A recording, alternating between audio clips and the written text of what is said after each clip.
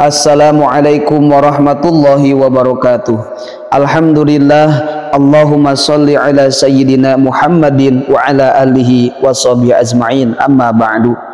Ikhwan fillah yang dirahmati Allah subhanahu wa ta'ala, semoga kita semua diberikan kesehatan, diberikan keberkahan, diberikan ilmu yang bermanfaat, dan kita dijadikan hamba Allah yang takwa, yang selalu mendekatkan diri kepadanya. Amin ya Allah ya Rabbal Alamin.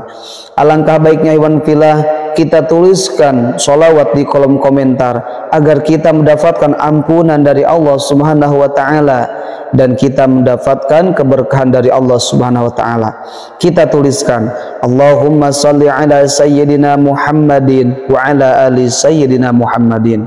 Ikhwan fillah yang dirahmati Allah, menjelang masuknya bulan Dzulhijjah atau disebut dengan bulan haji, ada ritual Islam yang hukumnya adalah sunnah, yaitu melakukan sholat Idul Adha.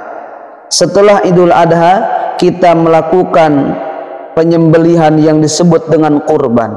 Kurban adalah binatang yang disembelih dengan tujuan ibadah kepada Allah pada hari raya haji dan 3 hari kemudian, yaitu tanggal 11, 12, 13 disebut dengan ayyamut tasyrik. Namun ikhwan fillah, hukum kurban, sebagian ulama berpendapat bahwa kurban itu wajib, dan sebagian ulama lagi berpendapat bahwa kurban itu adalah sunnah muakkad, bahkan menyebutkan sunnah kifayah.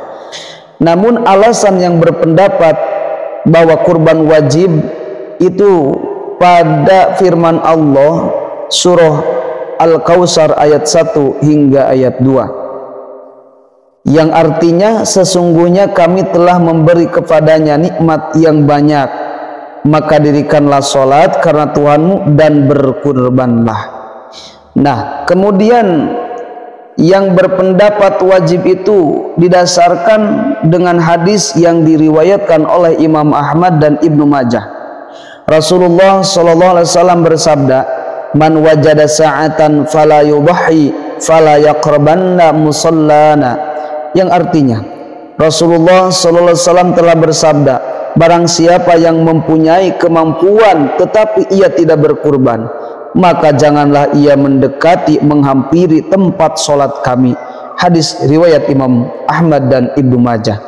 Orang yang berkemampuan lebih dari kemampuan yang diwajibkan, yaitu menafkahi keluarganya, ada rezeki yang lebih, maka diwajibkan atasnya untuk berkurban. Itu alasan ulama yang berpendapat tentang wajibnya kurban didasarkan dalam surah Al-Kautsar dan hadis riwayat Imam Ahmad. Alasan yang berpendapat sunnah adalah sabda Rasulullah, hadis yang diriwayatkan oleh Imam Turmudi, yang artinya Rasulullah bersabda, umirtu bin nahri wa huwa sunnatul lakum. Artinya, saya disuruh menyembelih kurban dan kurban itu sunnah bagi kamu. Hadis riwayat Imam Turmudi. Kemudian ada hadis yang diriwayatkan oleh Imam Daruqutni, kutiba alayya nahru wa laysa biwajibin alaikum, yang artinya diwajibkan kepadaku berkurban dan tidak wajib atas kamu. Hadis riwayat Imam Daruqutni. Ikhwan fillah yang dirahmati Allah subhanahu wa ta'ala, binatang yang sah untuk berkurban ialah yang tidak bercacat. Misalnya pincang, sangat kurus, sakit, putus telinga, putus ekornya, dan telah berumur. Sebagaimana yang pertama, doma da'ni, yaitu yang telah berumur 1 tahun lebih atau sudah berganti giginya. Itu yang bisa dijadikan hewan kurban. Yang kedua, kambing yang telah berumur 2 tahun lebih. Yang ketiga, unta yang telah berumur 5 tahun lebih. Yang keempat, sapi atau kerbau yang telah berumur 2 tahun lebih.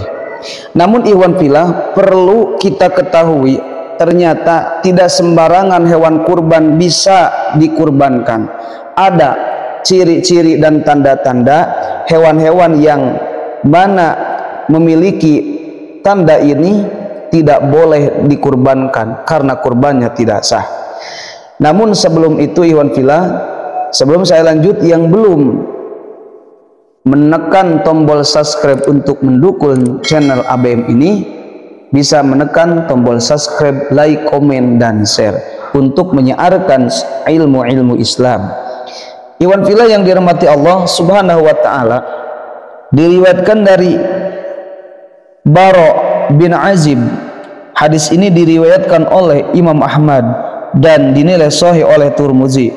Rasulullah SAW bersabda, ada 4 yang tidak boleh dijadikan hewan kurban. Apabila memiliki 4 tanda ini, maka hewan itu tidak sah dijadikan hewan kurban. Rasulullah bersabda, 4 macam binatang yang tidak sah dijadikan kurban. 1, yang rusak matanya, buta atau yang lainnya. Kemudian yang kedua, sakit, sehingga sakitnya itu membuat domba atau hewan kurban itu menjadi kurus, tidak mau makan. Yang ketiga adalah pincang. Yang keempat, kurus yang tidak berlemak lagi.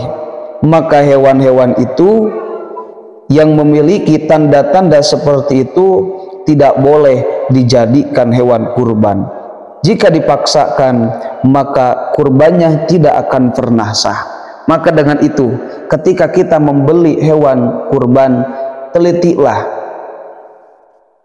Nanti ketika kita tidak teliti, kemudian kita membeli hewan kurban yang tidak sesuai yang dianjurkan oleh Rasulullah, maka kurbannya tidak jadi, kurbannya tidak sah. Maka dengan itu ikhwan fillah, kita harus benar hati-hati, karena di dalam kitab Ihya dijelaskan, khairu dinikum al-wara'u, sebaik-baik agama kalian adalah orang yang teliti dalam bertindak, dalam beramal. Ikhwan fillah yang dirahmati Allah Subhanahu wa taala, semoga kita semua diberikan rezeki oleh Allah sehingga kita bisa menunaikan penyembelihan hewan kurban atau bisa melakukan ibadah kurban yang mana dianjurkan oleh Rasulullah. Hukum kurban itu adalah sunnah muakkad atau sunnah kifayah. Nah, ikhwan fillah yang dirahmati Allah Subhanahu wa taala, semoga bermanfaat. Billahil hidayah wa taufiq. Wassalamualaikum warahmatullahi wabarakatuh.